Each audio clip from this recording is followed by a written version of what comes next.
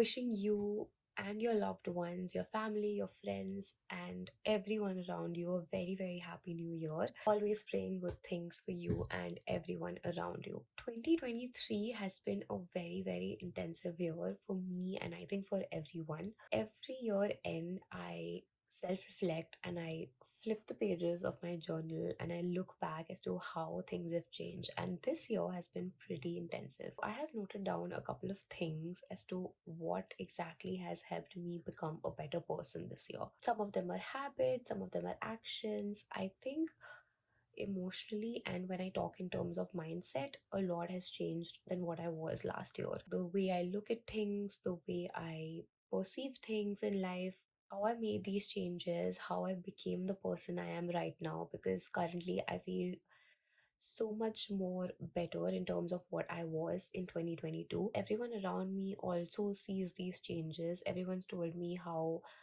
I've I have changed for the better.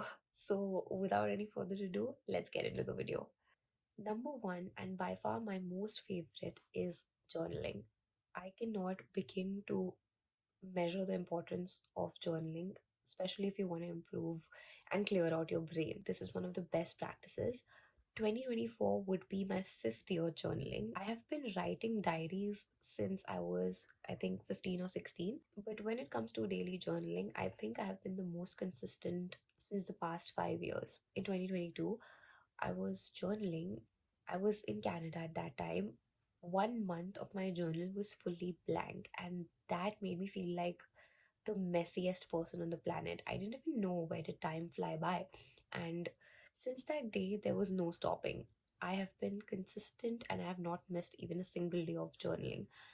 And it's just made life easy on me. If you have not started, this is a really, really good practice to begin with. If you are not okay with daily journaling, I personally feel you can. It doesn't even take you 5-10 minutes, more than 5-10 minutes in the morning. Or if you don't want to do it in the morning, do it at night. You have all the time by yourself. Number two, meditation. I think this is my newfound love, but I discovered it pretty late. I discovered it in the second half of 2023. It has definitely impacted me in the best ways possible. I have become more calm. I can handle stress in a much better way now. And overall, it's just made me a better person. To keep it short and concise for you, I think meditation is a lot more than just breathing. It's collecting your thoughts, being in touch with your inner soul, and fun fact, also a lot of my content ideas pop up in my head while I'm meditating. So that's crazy. But this is definitely something I would recommend you to give a try if you have not, and try and be consistent with it. I'm not going to say that I have been doing it daily, but it's a practice that I incorporate weekly right now because I think that this requires a lot of dedication and it's not easy to practice meditation for a really, really long time. But I started at 5 minutes, now I can meditate for around 20 minutes max. This is one habit that I feel like has impacted me in the best ways possible, and I do suggest that you give it a try if you have not. Number three, not being afraid to try. Fear is a massive controller of our actions, and if you end up letting fear control you for a really long period of time, it's probably going to hold you back from even trying. And not trying is one of the worst things you can do to yourself. I experimented with a hell number of things this year in terms of content, in terms of people and talking to people, in terms of even learning new skills. Because every time I'm not saying that I jumped from one skill to another, but every time I would start learning something new, I would realize I should have given this a shot much before. Like, this was so easy. And if it was tough, I would give it my time and learn. It is very important that you give this a try. Do not leave it or do not refrain yourself from trying just because what if it doesn't happen or what if you fail. If anything, I think if you put your heart and soul into it, you are going to come out as a winner. Number four is surrounding yourself with like minded people.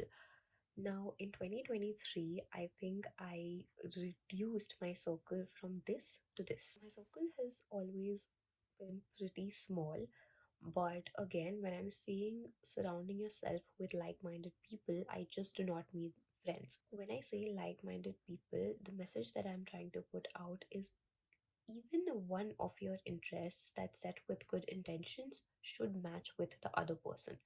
I'm not saying the friends that I have right now share exactly the same goals and the same ambitions as me, but we are humans and all of us have different interests and different goals in life. Even if you have one thing in common that's going to improve not just you but the other person as well, go for it.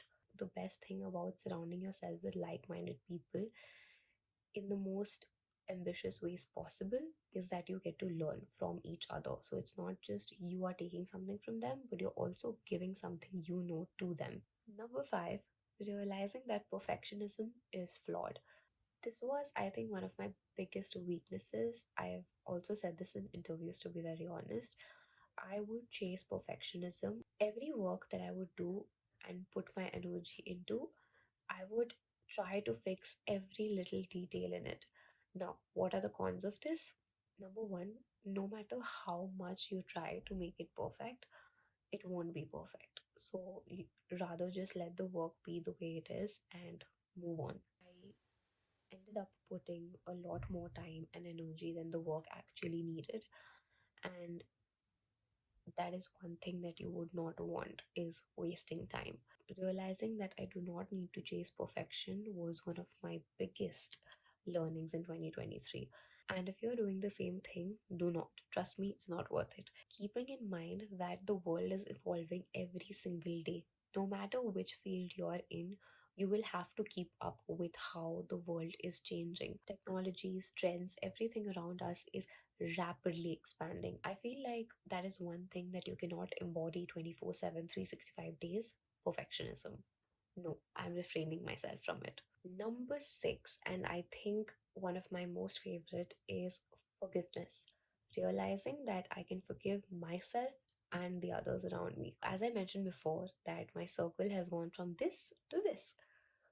And the reason behind that is that I do not want to be or surround myself with people who are draining my energy or have not been there for me or just our interests did not match. And of course, I wish everyone well, but this is one thing that I took very seriously this year. And while some endings have been really smooth, some people have realized that okay, it's not working out. And I'm not talking here in terms of relationships or men, I'm speaking specifically in terms of friendships and even a few or a couple of family members. Some people always take it in a good way and are like, okay, it's cool, we are adults, we can move on. And some people stick around and probably don't take it in the best ways possible, but you cannot really do anything about it because anyone else's resentment towards you or anyone else's anger towards you is not